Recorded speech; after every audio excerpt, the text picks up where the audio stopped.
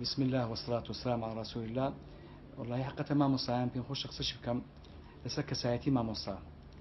من خدمة ما مصا عبد الكريم بيعربهم ما مصا عبد الكريم بيعرب مفتي عراقهم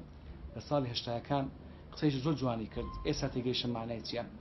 كساعتي ما مصا عيني بيويسي بس سلطة هي سلطة سلطي مالي سلطي زماور سلطة حكومت يعني اگر هیچ نبید بيك شهر هبي تابتواني دوري خو ببينيت لمسألة كسايتي إمام وخطيب دوري إمامته دوري خطابته أو اشتغل في خوشة جنابي دكتور عثمانش مثلا كسايتي إمام مصطفى تصير باشا بو كسايتي إمام مصطفى كبرز بيتوا كزور إسا حاليا لكدار ذكر كسايتي إمام مصطفى چەند خاڵێک ئەمیان هەر ئامۆژگارێکی جەنابی مامۆسای مدەڕیسە دەرەجەی عالی بێ ئەی فەرموو ڕۆڵە نەکەن عواملی جورجانی بەبێ تەحەزیر و خۆ ئامادەکردن بڵێنەوە عواملی جورجانی کە هەموو فەقێکە توانێت بیڵێتەوە بەڵام نەکەن بەبێ تەحەزیر و مراجعە بیڵێنەوە هەموو جارێکە مراجعەکەن سفادەیەک و سوودێکی زیاتر لێوەرەگرن و خۆتان زیاتر ئامادەکەن دومیشان شکستترین مامۆستا دۆڕاوترین مامۆستا و مامۆستەیە کە دەمی قوتابیەکانی داخە خوای گەورە مناڵی بە فەیلسوف دروست کردووە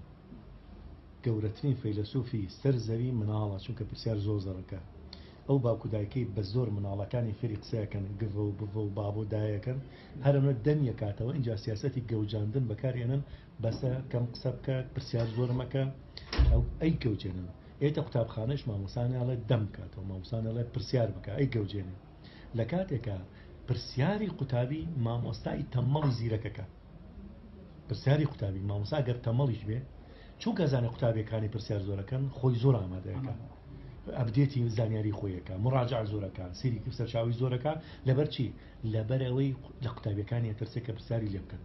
کەواتە سەرکەوتنی مامۆستا یەکەم کۆڵەکەی سەرکەوتنی مامۆستا کیە قوتابیە قوتابی ئەتوانن زیرەکترین مامۆستا بگەوجێنن